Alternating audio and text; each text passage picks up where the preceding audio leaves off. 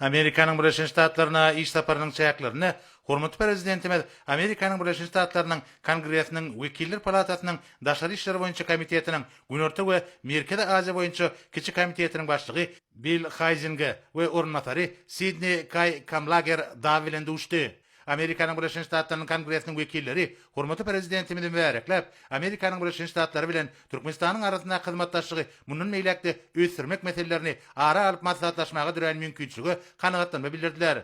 Hemde hormatly prezidentimizin şu gedeki taparynyň iki ýurdun arasyndaky däp bolan dostluk gatnaşyklary munun meýlekde pukturandyrmaga ýardam berjekdigini bellädiler. Döwlet başlarymyz hoşnýetli sözler üçin minnetdarlyk bildirip, Türkmenistanyň Amerikanyň Birleşmiş Ştatlary bilen syýasy, ykdysady we insanperwer ugurlarda ýüzary bähfeti gatnaşyklary ösürmäge uly ähmiýet berýänini aýtdy. Şunun bilen birlikde hormatly prezidentimiz şu ýyl Amerikanyň Birleşmiş Ştatlary bilen Merkezi Aziýa ýurtlarynyň 5 goşmaklar formatynda hyzmatdaşygyna 10 ýyl dolýanyny, bu hyzmatdaşygyň howpsuzlyk, ykdysady, howa hemde energetika meselelerini ara alyp maslahatlaşmak üçin netijeli binýada öwürlenýäni bellädi we şunun bilen baglykda Türkmenistanyň gazanlan netijeleri ýokary baha berýänini hemde hyzmatdaşlygy mundan meýlekde giňeltmäge taýýardygyny tasdiklady. Bilinçli Türkmenistan Amerikanyň Birleşmiş Ştatlarynyň Kongresi bilen ýüzary hyzmatdaşlyga iki tarap bilen gatnaşyklary ösürmegiň mühim uğru hökümini garaýar. Bu hyzmatdaşlyk kanun çykarjyk işini tezliğe alşmaga, tebit we halkara gün tertibiniň mühim meselelerini ara alyp maslahatlaşmaga gönükdirilenler.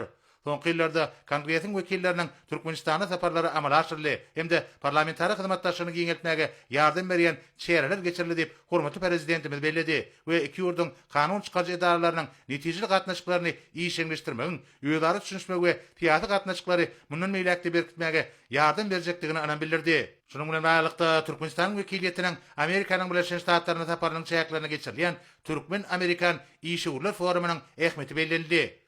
Duşun ahyrına hormatly prezidentimiz hemde Amerikanyň Birleşmiş Ştatlarynyň Kongresiniň wekilleri ýöwdary düşünşmäge we anlaşmaga esaslanýan döwletary gatnaşyklarynyň iki ýurdun halklarynyň bähfidine mundan meýlekde ösürjekdigine anan bildirip, birek-birege iň gowy arzularyny beýan etdiler.